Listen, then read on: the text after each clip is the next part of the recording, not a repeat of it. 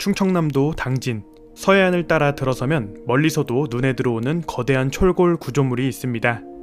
현대제철 당진제철소입니다. 고로 3기가 돌아가며 섭씨 1500도가 넘는 쇳물을 쏟아내는 이곳은 연간 1200만 톤 이상의 쇳물을 생산하는 현대자동차그룹의 핵심 소재 공급 기지입니다. 저는 오늘 이 제철소 노조에 대한 이야기를 드리려고 합니다. 그것도 아주 날선 이야기입니다. 제가 직접 확인한 최신 데이터와 사건들을 중심으로 딱 하나의 질문에 답하려 합니다. 현대제철 노조는 왜 망하고 있는가? 망한다는 표현이 강하게 들릴 수 있습니다. 그런데 저는 그 표현을 바꾸지 않을 겁니다. 숫자가, 사건이, 그리고 현장의 흐름이 이미 그 방향을 가리키고 있기 때문입니다. 오늘 총 7가지 이유를 짚어드리겠습니다.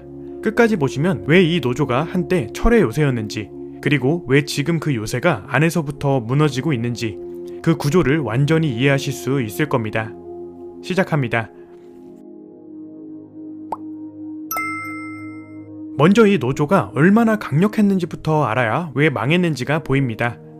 현대제철 노조는 전국 금속노동조합 산하로 당진, 인천, 포항, 순천, 하이스코 5개 지회를 포함하면 정규직 조합원만 수천 명에 달하는 조직입니다.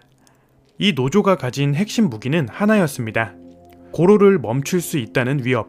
제가 확인한 내부 자료에 따르면 고로는 가동이 4일 이상 중단되면 내부 온도가 떨어지면서 쇳물이 굳어버립니다. 재가동까지 3개월이 필요하고 손실액은 최소 8천억 원, 고로 자체를 새로 쌓아야 하는 최악의 경우엔 8조 원에 24개월이 날아갑니다. 이 숫자를 노조도 사측도 다 알고 있었습니다.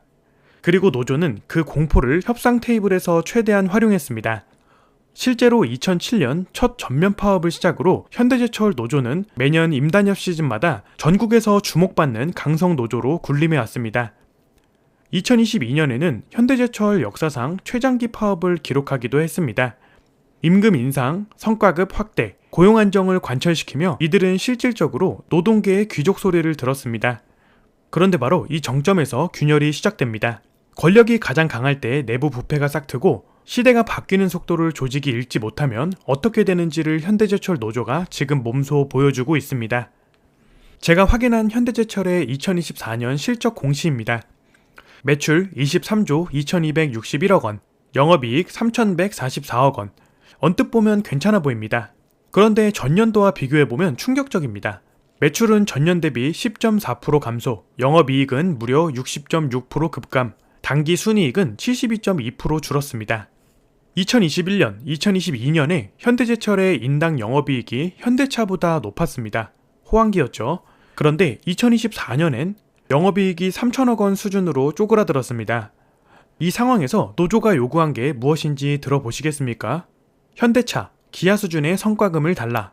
구체적으로는 기본급 500%에 정액 1,800만원, 1인당 평균 약 4천만원 수준이었습니다.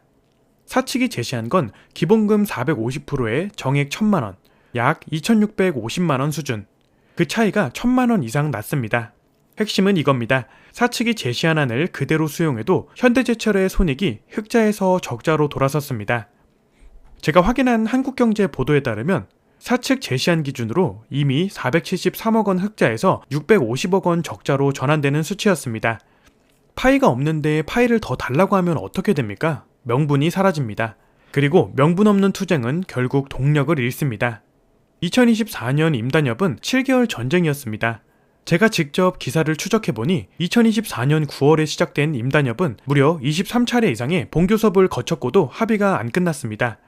그 과정에서 벌어진 일들을 순서대로 보여드리겠습니다. 노조는 전면 파업 대신 게릴라 파업을 선언했습니다. 냉연 공장의 핵심 공정 일부 라인만 골라서 부분적으로 파업을 반복하는 방식이었습니다.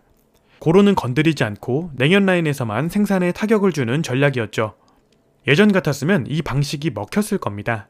그런데 사측이 전례 없는 카드를 꺼냈습니다. 현대제철 창사 이래 사상 첫 직장 폐쇄, 2025년 1월 당진 제철소 냉연 공장 전체를 닫아버린 겁니다. 게릴라 파업으로 냉연 생산 차질을 유발하는 노조에게 그러면 우리는 아예 문을 닫겠다고 나선 겁니다. 이게 왜 중요하냐? 직장 폐쇄는 노조의 협상력을 정면으로 역전시키는 조치입니다. 노조는 파업으로 생산을 멈춰서 사측에 압력을 가합니다. 그런데 사측이 먼저 문을 닫아버리면 조합원들은 임금을 받지 못하고 투쟁기금을 소진해야 합니다. 압박이 역전되는 겁니다. 실제로 현대제철 5개 지회가 조합원 1인당 20만원씩 모아서 만든 투쟁기금이 약 14에서 15억 원 수준이었는데 직장 폐쇄가 장기화되면 이 돈은 버텨주지 못합니다.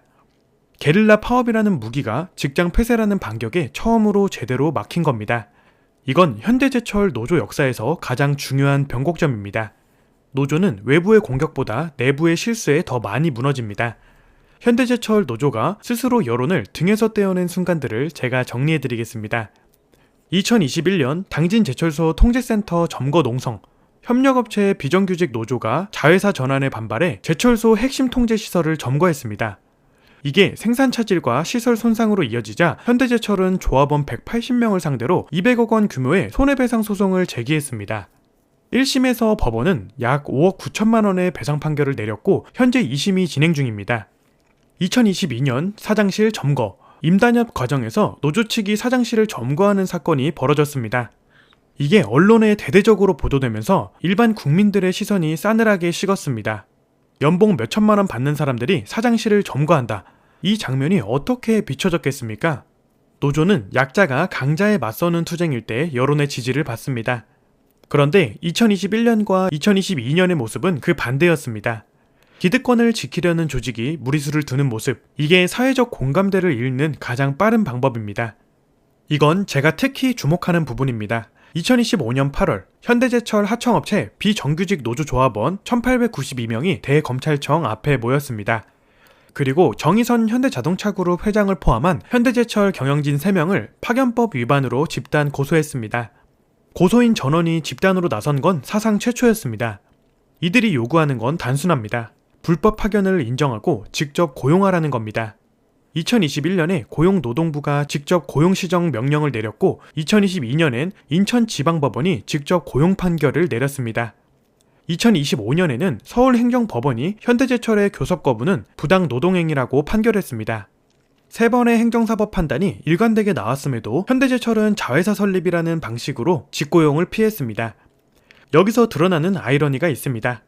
강성으로 유명한 현대제철 정규직 노조가 비정규직 노조와 연대하기는커녕 실질적으로 비정규직 노조의 요구를 약화시키는 구조 안에 있다는 겁니다. 정규직 노조는 자신들의 임금 인상에 집중하고 그 비용을 사측이 비정규직화로 메우는 구조. 이게 지속되면 노조 전체의 도덕적 정당성이 무너집니다. 노조가 노조를 적으로 만드는 순간 그 조직의 명분은 끝납니다. 이건 현대제철 노조 스스로가 제기하는 질문인데 역설적으로 이 질문 자체가 노조 전략의 한계를 드러냅니다. 노조 지회장의 말을 제가 직접 확인했습니다. 2021년 현대제철 인당 영업이익은 현대차의 2배였고 2022년에도 현대차보다 높았는데 실적과 무관하게 현대차보다 낮은 성과금을 받았다. 그런데 이제 실적이 나빠지니까 또 실적 때문에 덜 받아야 하냐? 이 논리는 맞는 말입니다. 분명히 불합리한 측면이 있습니다. 그런데 이 논리를 협상 테이블에서 관철시키려면 설득력이 있어야 합니다. 사측이 보기에 그리고 국민이 보기에 영업이익이 60%씩 떨어지고 있는 해에 우리가 과거에 덜 받았으니 지금 더 받아야 한다는 주장은 설득력을 잃습니다. 분노는 정당할 수 있지만 전략적으로는 오판이었습니다. 2025년 3월 현대제철은 비상경영 체제를 선언했습니다. 전체 임원 70여 명의 급여 20%를 삭감하고 만 50세 이상 직원을 대상으로 희망퇴직 신청을 받기 시작했습니다. 정년까지 자녀 연봉의 50%, 최대 3년치를 위로금으로 주겠다는 조건이었습니다. 노조는 강하게 반발했습니다. 희망퇴직 신청자는 거의 없을 것이라고 공언했습니다. 그런데 현실적으로 희망퇴직이 한번 시작되면 노조의 핵심 전력인 숙련 조합원들이 조직을 떠납니다. 조합원 수가 줄면 협상력이 줄고 투쟁 기금도 줄어듭니다. 단기적으로는 이겨도 중장기적으로는 조직 자체가 약해지는 구조입니다. 그리고 포항 2공장 이야기를 빼놓을 수가 없습니다.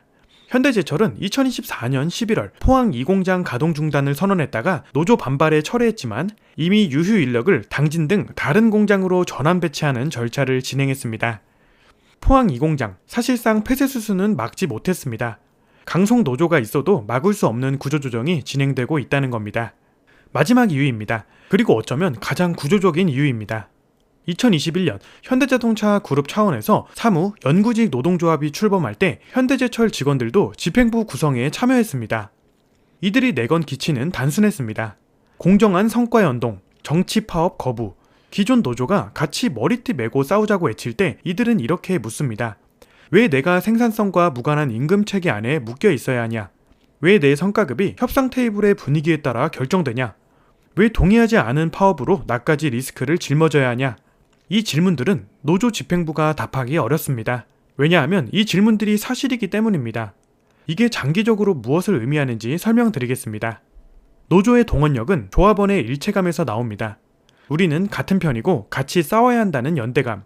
그런데 MZ세대는 그 일체감 자체를 의심합니다. 그 일체감이 나에게 실제로 이득이 되는가? 이 질문에 기존 노조 집행부가 답을 못 내놓는 한 조합원의 내면적 이탈은 계속됩니다.